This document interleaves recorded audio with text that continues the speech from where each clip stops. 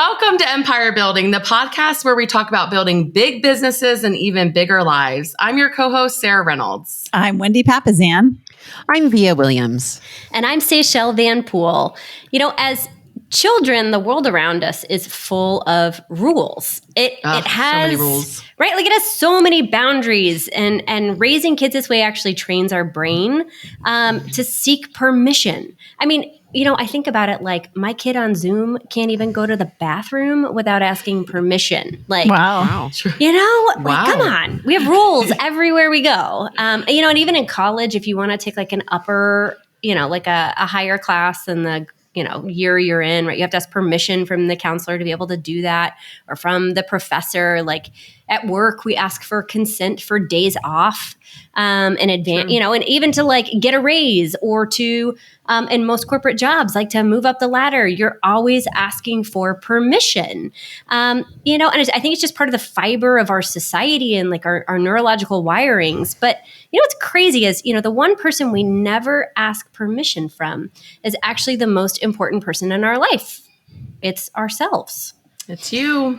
Yeah. You know, I'm kind of in awe that you are that in tune to your daughter's homeschooling that you know that. Because I don't even know if my daughter has to ask permission or not. So I'm just going to give you kudos. That's the difference right in there. age. I'm being mom of the year. That, like, it's more like, pay attention to your Zoom. Stop doing I don't know if my daughter has to ask Like, permission or not. It's a little bit more of that than like really wanting to be there all the time. But if a parent, right now we're in that age, you know, if we're not, We're in the over phase it. where she could be on Roblox for all I know. She tells me she's at school and I see the back of a screen. So I'm She just could be impressed on with that. Roblox. Oh, Roblox. Kids game. It's Yeah. the new- It's going the new public. game.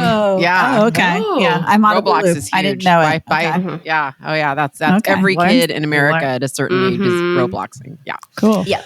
Yeah. Well, I mean, suffice it to say, this past year has been crazy. It's my first ever global pandemic, and I'm pretty sure most of our first ever global pandemic. So for us here at Empire Building, it has pushed us to our limits. I mean, it's pushed us to adapt and I guess to grow and change in a way that we just didn't see coming. Still I mean, is. talk about curveballs. It's definitely showed, you know, I think where our strengths are and where our weaknesses are. And, you know, that part's been cool. There's been some cool moments for all of us. We've learned a lot. Yeah. But it's, you know, look, let's be real.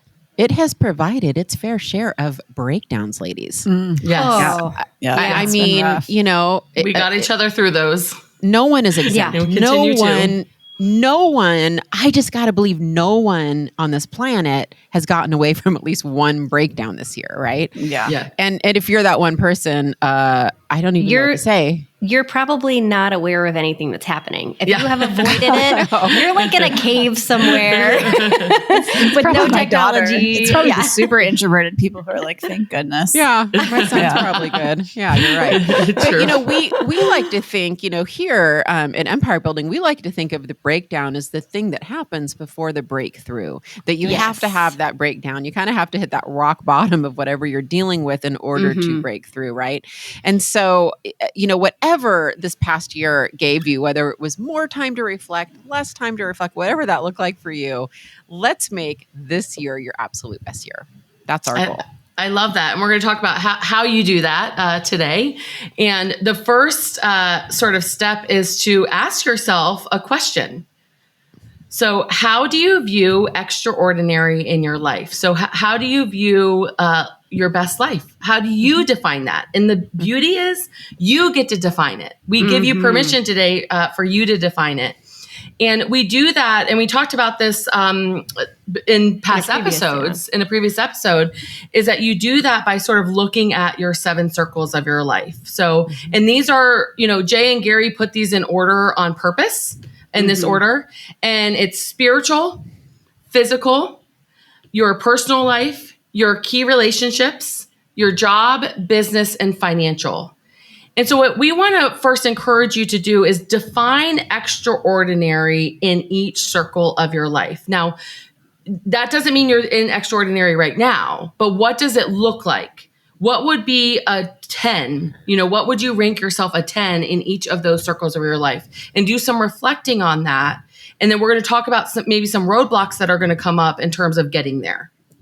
Love that. I love that.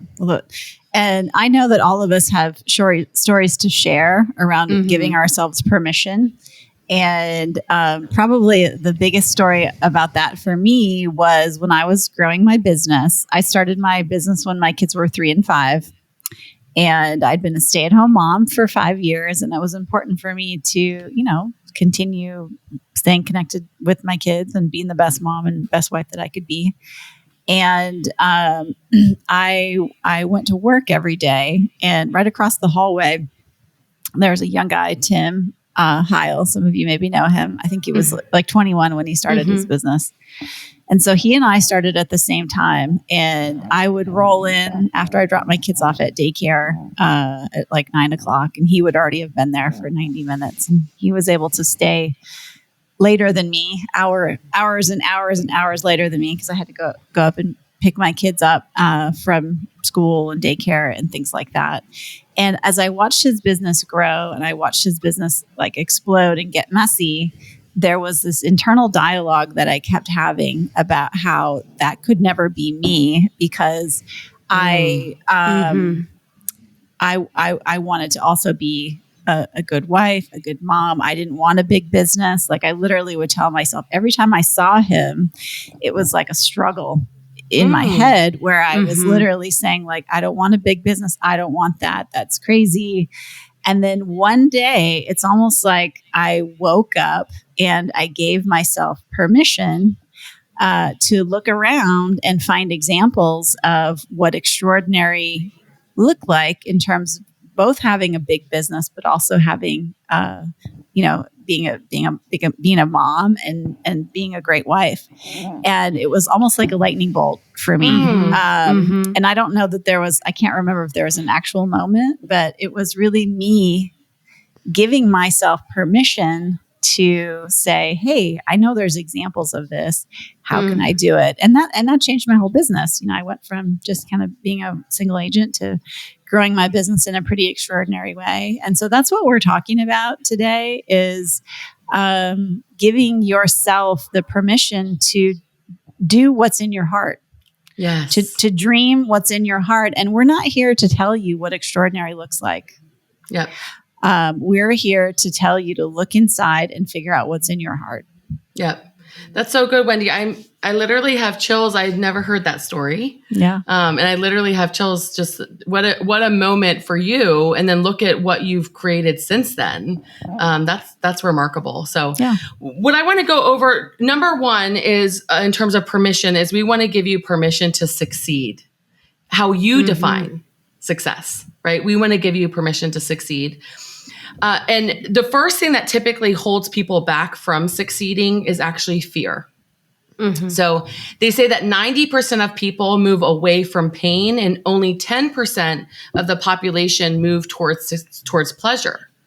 And that sort of makes sense because most people actually move towards the path of least resistance, right? They look at sort of the easier route in their careers, relationships, health.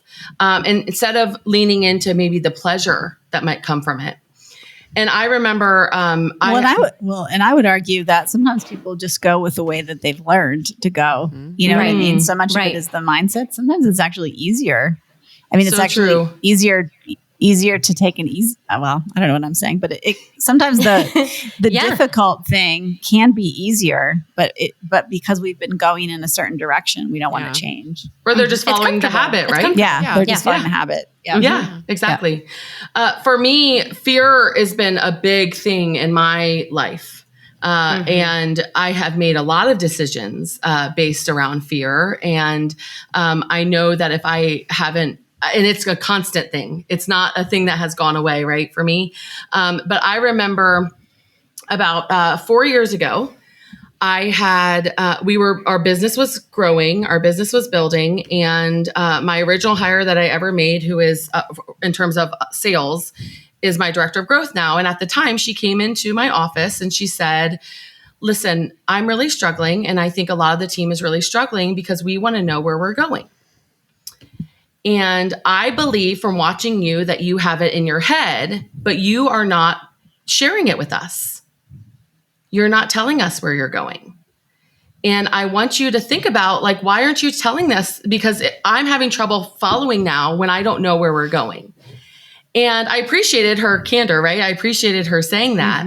And then I had to do some reflecting, and I circled back around with her and I said, I thought this through, and the reality is why I haven't, you're right. It is in my head. I do know where we're going.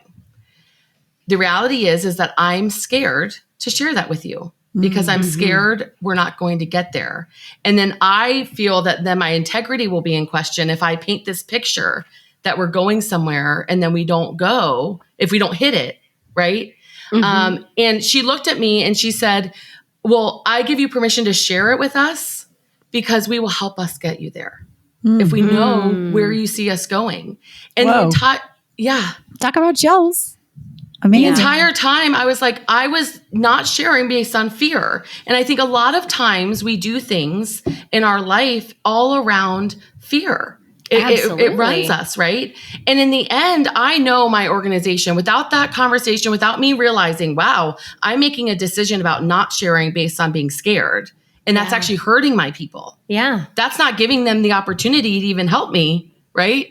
And so let's make sure that when we acknowledge why we're doing something, that sometimes it's around fear, and we've got to overcome it, right? We've got to overcome that fear.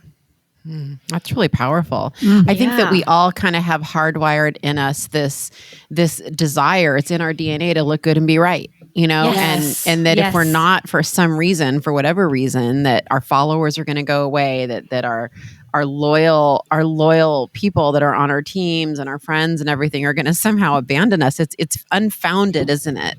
But I think it's kind of natural and normal. It is. Yep. I loved these questions to ask yourself, and just to ask yourself to see if you're playing at the biggest level you could be, right? So there's 4 questions. The first is, what is holding me back? So maybe it's a limiting belief around, like Wendy had, right? I can't build a big business and be a good mom at the same time, right? That's a limiting belief. Yep. What is the worst thing that could happen if you do succeed? Sophia had a good one for that. Yeah. Well, it's my one for everything. I always think, like, what's the worst thing that could happen with X? And it's like, I could die. That's always like the worst thing that could happen. Yeah. I could die. But you know what I mean? Like, we were talking about, like, even if you aren't dying, though, if you go too far in one direction without paying attention to your other circles, like your marriage could die, your health could fail, you could go bankrupt, there are things in those circles that could die without you physically dying. So true, right? That you need to be mindful of. Yeah. Which is exactly why I always say that, because in reality, you won't ever die in any of these. And so it always kind of puts everything else in perspective, as long as you're careful that you don't. And it's interesting, just circling back to what Wendy was saying. Wendy, I think that's so common. I have a feeling so many of our listeners related to that story because they really, deep in their hearts, they really do believe that they can't have a big business and be a good wife and mom. They really believe that. And they're not not even trying to have limiting beliefs. Like they just don't see it. And that's part of, I think, what drove us to do this podcast. Yeah. Yes. Is to say, no, you can. You can do both. You really can. And the irony is that's what makes being a business owner so powerful. Yes. Is it gives you more choices to do that, right? If we master the skills that we're talking about all the time, if you're mastering lead generation, if you're mastering leverage, right, then you can literally pick and choose what you want to do all day, as opposed to, being in a corporate job where you're working 68, 80 hours a week and you don't get, or you get fired if you don't do that. So that is what's powerful about it. And we have these misconceptions around, I'm going to have to work so much more, right? I'm going to have to work 80 hours a week in order to make my business successful. Yeah, you're going to have to work smarter for sure. And you're going to have to work hard. Well, and it's, this past year, I had a huge permission journey in that I had a past team member who's an amazing human being. And anytime I would leave town, that person, when I would call in to check in on our business, right? Like our daughter's in school, so you have summer where you can kind of travel, but it's also your busiest time of year. So we would go up to Northern Michigan, and I would really work to take a couple of weeks to go and spend time up there to create memories with her. And every time I would call to check in, I would say, well, how are things going? And the phrase that was always given to me was, well, I'm trying to keep things from falling apart while you're not here. And in that moment, instead of pushing back on leadership, I allowed fear. Number one, if I'm out of town and I'm afraid things are going to fall. And number two, I gave permission for that person to allow me to feel an extreme amount of guilt. Extreme, massive guilt that I am leaving these, what I viewed as highly capable, smart, brilliant, fantastic people, that I'm abandoning them every time I leave town. And we had a huge, I don't know, blow up would be a great word I could use in January with our team.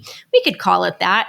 And it was, part of it was reflective of my leadership failures that I've had to learn through. And part of it was, people grow up and mature and move on to other things. And we brought in a different mindset. And part of it is my headspace. I said, I'm never going to allow anyone to make me feel that way again. I'm never, and I allowed it, right? It's my fault. I allowed it, but I'm never going to allow anyone to let me feel that way again. And so this past year, right, COVID hits. We didn't know at the time COVID was going to hit. COVID hits. We go up to Michigan in August to go make memories. I still worked while I was up there, but we were able to not stay for 3 weeks. We stayed for 3.5 months. Amazing. Making memories. And it was it was all around permission. It was all around my failing through. I gave someone else permission to make me feel a certain way around how my business should be structured, how I should treat time, how I should take time off, how I should work, how my business could run, instead of taking that control back and really giving myself permission, like Sarah said, in those 7 circles, to look at what I wanted my life to look like. Exactly. And it has been so empowering this year, really, gosh, having to have some, Nick and I have had some majorly deep conversations around that, because I want to be in control of what our business looks like in the future. I love that. And taking that back has been really hard. Yes. Really freaking hard. But it's been amazing what we were able to do this year that I never in a million years thought we could pull off.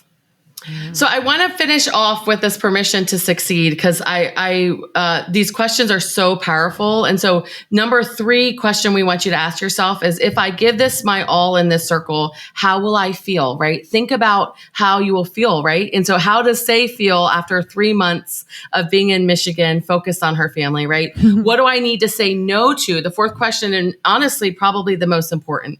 What do I need to say no to in order to say yes to this, right? So today we want to give you permission to succeed. However you define success, don't let other people define it for you, and don't have limiting beliefs around what you can accomplish. We give you permission today to succeed. Yeah. Love that. Love that. So number 2, permission. I just want to preface this by saying we all got to choose like who did each segment. And of course it was like, well, of course V is doing hot mess. Like, there was no argument. There was no debate. We didn't push back. It was like totally assumed, like I'm waiting for my name. I'm like, hello? Like, can you at least pretend that I can do it? That's so number 2, we are Via especially is giving you complete permission to be a hot mess. And I would insert an adjective in there, but you get the idea. And here's what I know. It was August 2017. And I was backstage at probably one of the most prestigious, largest industry events that we have. It's called Inman Connect. This one was in San Francisco. There was between 5,000 and 7,000 people in the audience, and there was a live stream audience of thousands. The owners, executives, top real estate agents in my entire industry around the country watch Inman Connect, and they especially watch the keynotes. And I was aware of this. I mean, I'm usually in the audience at these, and I was backstage, and it's a big stage, and there, all the lights, and there's sound crews. If you can visualize that. And I was about to walk out, and I could hear them announce me. I could hear them do the introduction. And I remember having this feeling. I thought, I'm about to break my career and throw it all away, or make the smartest move I have ever made, because I was about to walk out and share with my entire industry how I had completely failed and how I had lost my entire team. and really look. It was almost humiliating what I was about to share, and what drove me to share it was that I knew I wasn't the only one. I knew I wasn't because as I started to get more comfortable talking about, my failures and my leadership failures and all the things I did wrong, I mean, my phone started blowing up. I knew that anyone who had built a business or been in leadership had gone through this. And I just knew that people didn't want to go on stage and talk about it. So I walked out on that stage and I shared the failure that no one else had shared, as far as I'm aware, in our industry at that level. And it was the best thing that ever happened to my career, because when you announce your own skeletons in the closet, there are none. I mean, right. I literally, it was just freedom. Freedom happened. Yeah. There was just nowhere to go. And so when I say I give you permission to be a hot mess, I mean, I give you permission to have a stain on your shirt. Can you see it? If you're watching on Zoom, I give you permission. My assistants laugh so hard at me because, like, on one level, I'm like, it looks all polished, and on the other level, there's a mess all around me. You just can't see it because the camera is in the one angle where it's no mess. There are old coffee cups. I've got like napkins. Like it's a total mess. There's probably a stain happening. There's, they have shout wipes for me. Like, I mean, it's like at a given time, you have to get comfortable with the mess and the craziness, because growth is not clean and neat and tidy and organized. Right. It's just not. Success is chaos. Chaos. It's chaos. You don't get to have success without chaos. Yep. You just don't. That's right. That's right. Yeah, that's right. So, I mean, I think that there's a couple things when we give you permission to be a hot mess. We're just saying, own it. Talk about it. Don't shove them away as a skeleton in the closet. Your vulnerability will play way better with your team, with everyone around you than you think it will. Also, don't fear failure. Be really good at failure. I mean, there's ways to be really good at failing. We should do a whole episode on that, guys, on how to fail really well and how to not fail well, right? Yeah. But failure is scary. Even if you're good at failure, like I don't want to like blow that off, right? I don't want to blow it off. It causes fear. It causes paralysis. And, as we're growing these empires, we feel like our kids, we feel responsible for our kids. We feel responsible for our team members. I get it. I really do. And, I think you have to just kind of embrace that it's going to be a hot mess. I think you have to bring your team in, your family in. You have to bring everyone in around you, especially during seasons where it's going to be a little messier than others, right? Yeah. Yeah. And I think that's why also thinking extraordinarily in each area of your life is important, because actually how you get there is through failing.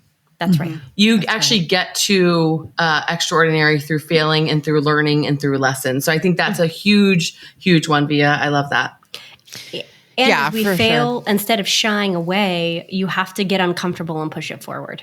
I think I see so many adults that, like, in their adult age, they stop reading. They stop, growing. They stop taking classes. They stop doing all of these things that would push them to be uncomfortable and to learn and to grow. And failure is one of the best ways as adults we can grow, because we fail forward. So I'm going to move us on to number 3, which is the warm, fuzzy, squishy topic, which is, and I got voluntold for this one. Yeah, you did. No one wanted this one. No one wanted this one. So since I helped write the episode, I get to do the warm, squishy one, which is, I love the way you say squishy. I know, me too. Yeah, you say it in such a great way. It is squishy. It's very squishy. Yeah. It's permission to feel your emotions. And I understand that sounds very airy-fairy when I say that. But what I mean by that is, like, so Brene Brown's research shows that, like, shockingly, the mean number of emotions that people can identify in themselves is commonly bad, sad, and glad. It's those 3 emotions. And when you look at our culture, right, it's becoming very dependent on technology, which does not involve, like, emotional response other than dopamine. And when you also look at technology, there's a lot of social media, which basically just shows, look at how great I am, right? It's very often that you have someone as brave as Via, who is willing to be vulnerable publicly and admit failure publicly. Like, that's not the norm. Normally it's, I want to look good and be right and look at how great I am. And so when you're not having to process emotions like that on a daily basis, you're really lacking the ability to be authentic in your own self. And so, emotions affect our ability to pay attention and our decision making. Emotions affect our relationships, right? Are we checked in? Are we checked out? Are we really aware of how our actions and emotions are impacting the room around us? And emotions impact our physical and mental health. It literally impacts your BMI. It impacts your heart rate. It impacts on a cellular level how you react to something. And so if you're getting comfortable with failure and that causes a lot of anxiety, you got to get comfortable with understanding how that emotion then pushes it forward. And Seychelle, can I just say to this? So I think it's really great to add in this particular one. We give you permission to feel your emotion. We want you to feel it. We also give you permission to learn how to regulate your emotions too. And I say that because it's something I've worked on a lot over the last few years, and I don't deny myself feeling the emotion. Yeah. What I deny is the high highs and the low lows that lead to emotional decisions and emotional responses. Mm-hmm. And so I think that sometimes when I talk about that, I worry actually that people are like, well, she's saying I need to deny my emotions. And, and actually, we give you full permission, feel the feels, right? If you're jealous, feel it, own it. If you're frustrated, feel it, own it. And then, then what I've really worked on the last few years is how to talk myself off ledges and kind of, be more even with that, right? So, you can't always control your first thought or your first reaction when something happens to you.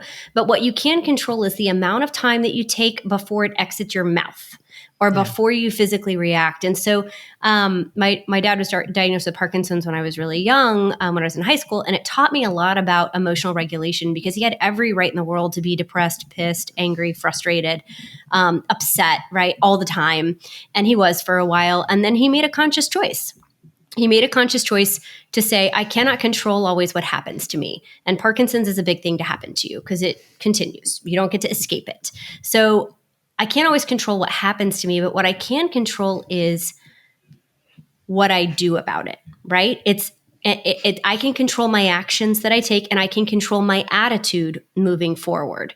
And on an emotional regulation level, that was huge for me to learn as a 17-year-old. And I definitely have days that I still struggle with it, but I think that's something that my team has talked to me a lot about. Of they try to learn from my dad, honestly, and that how can somebody have such a terrible, crummy disease and have such a positive attitude? And it's a choice. You have to make the choice to have that emotional regulation, like you were saying, Via, to move it forward. And that's a choice that you get to make. You absolutely get to make. I love that. Thank you, Seychelle. Well, number 4 is permission to follow your passions and be yourself.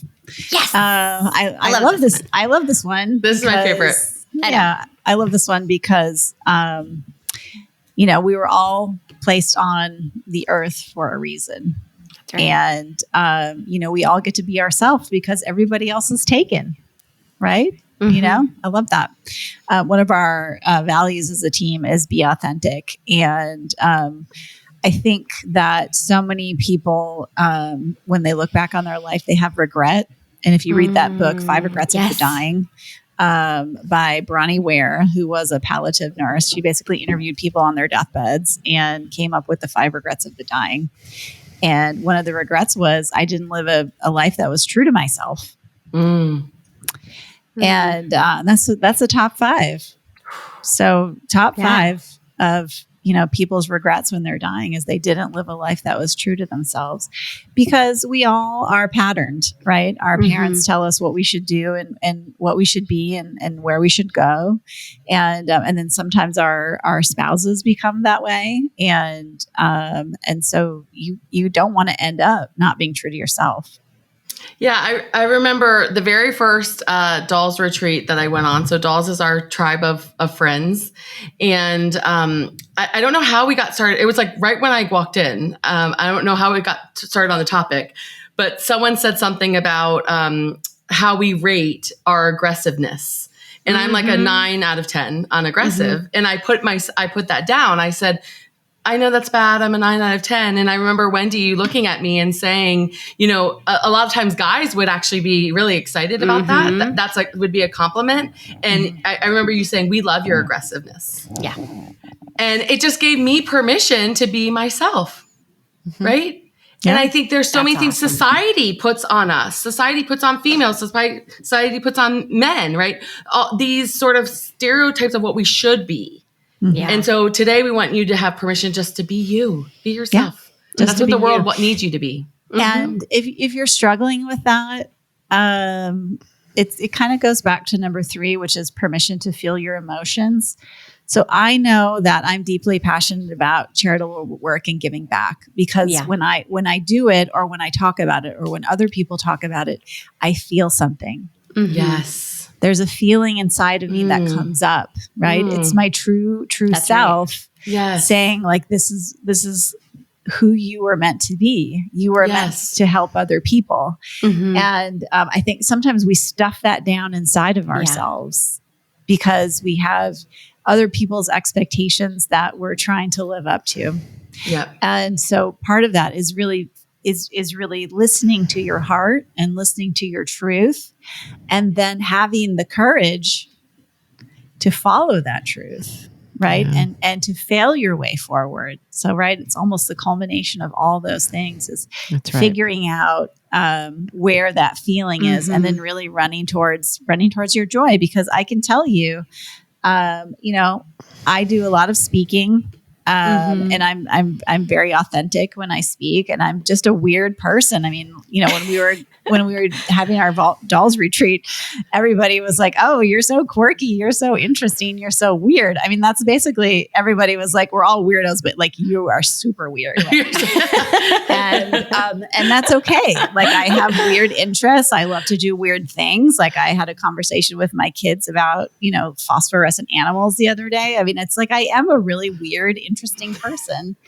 And it's just being okay with that and embracing that, you know, and wearing what you want and doing what you want and living the life that you want by your values. So that's right. Yeah. You know, this is such a great transition because we talk about living a life that's authentic to yourself, right? And if a lot of you guys are listening to this and maybe you're not being true to yourself, I really want you to hear number 5 because I lived it. And number 5 is permission to start over.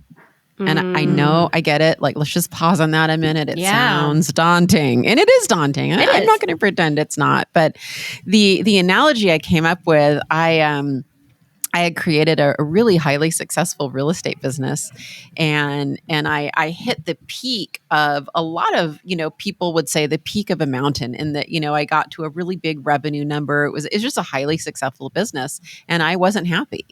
And I had an career opportunity that was on a totally different mountain. Completely different mountain. And the analogy I gave was, I was like, well, I want to go on that Mount Everest over there, but that would mean I would have to hike all the way down this mountain that I've built. And I would have to start at the very beginning. I would have to start at base camp. I mean, I'm on camp 3 or 4. If I'm not at the summit, I can see the summit. I can see what that's going to look like. I have to hike down, and I have to pick this other mountain and be a beginner again and start over, right? And I did it. That was and so it was brave, honestly. Best thing I've done. Yeah, thank you. But a lot of people do it, and you know, it's not just me. And it is brave, especially because I was 48. You know, I was 48 with, you know, kids and mortgages and tuition and all the things. And so I just think that I think that more people should consider it, though. I know that it looks scary. I understand it looks scary, but you are not too young or too old to do this. Really, you're not. That's right. Give yourself permission to at least start letting your brain have exploratory thoughts. You know, you're probably blocking yourself from thinking about it. I was. In retrospect. So start giving yourself permission to think about it. Start giving yourself permission to get that inner circle of advisors, right? And to bring them in, to talk to them about that, and to just begin it. If a global pandemic is not your trigger, I don't know what is. I didn't even have a global pandemic. That's fair.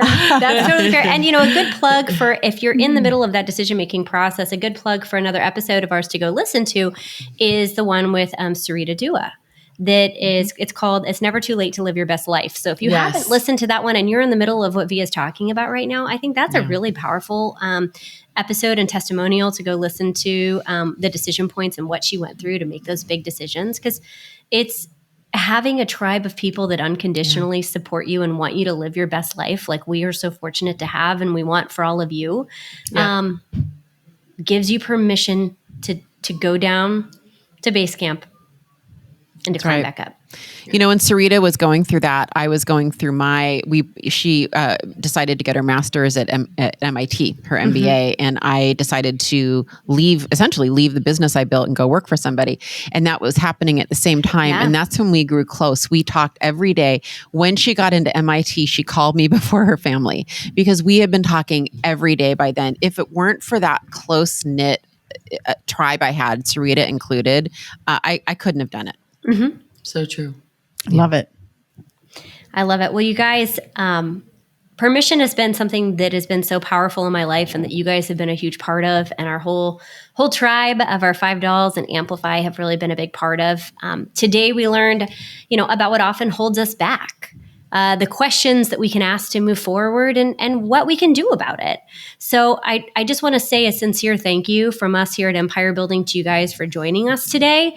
And from all 4 of us, I want to say that we give you full and unapologetic permission to go out and live your absolute best life this year. That's right. Thanks for joining us, guys. Go do it. Thanks, guys. Thank you. Bye.